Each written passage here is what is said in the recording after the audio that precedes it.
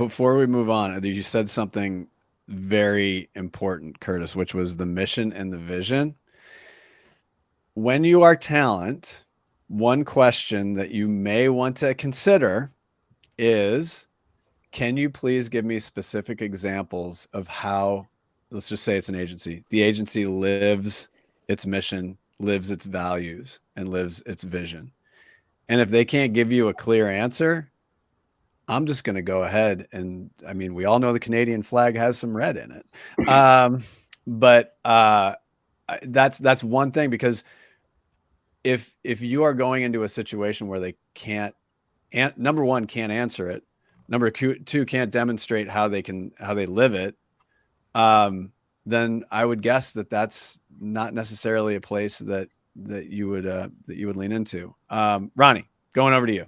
Yeah, I'll connect with that and come at it from a different angle and share like the reality. If you're coming into an entry level role, it's very likely that the folks interviewing you may have been in the industry or their agency in a range anywhere from 3 to maybe 10 years themselves, because you're thinking about the folks typically that you would work most locally with on your team being the ones that have the decision making. Rarely would you be meeting with the CEO or a range of SVPs, and that's not a knock to your role. It's just the hierarchy nature of most agencies.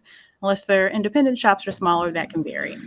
To that point, to give you context, the context is important, because when you think about exactly mission and objectives, think about that at the team level. What is the current mission of the team? What are the most important things that you're focused on for this business cycle? What are things that, as you think about the team 3 months from now with me in it, that would be a great outcome of us coming together as colleagues? I think I'm looking in the comments and someone said there's a fine line between confidence and arrogance, but I invite you into confidence around, and not around the fact that you know everything about a company, because sometimes that can be somewhat difficult to find every single thing, but confidence around the idea that you can contribute and that you have a set of skills and values that line up with potentially the team and the organization, and you're open to learning more.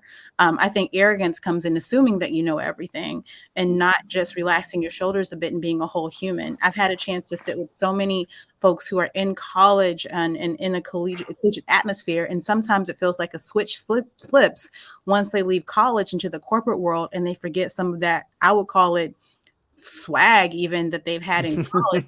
Not even about arrogance, it's about comfort and being comfortable.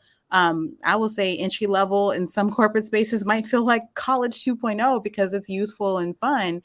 So relax your shoulders a bit and then just show up as a person on a team. Think about like, know, and trust. If you wanted someone to like you, know you, and trust you, what would you be talking about in an interview? And then similarly, if you want to like them, know them, trust them, what would you be asking them? And have that be the mutual exchange.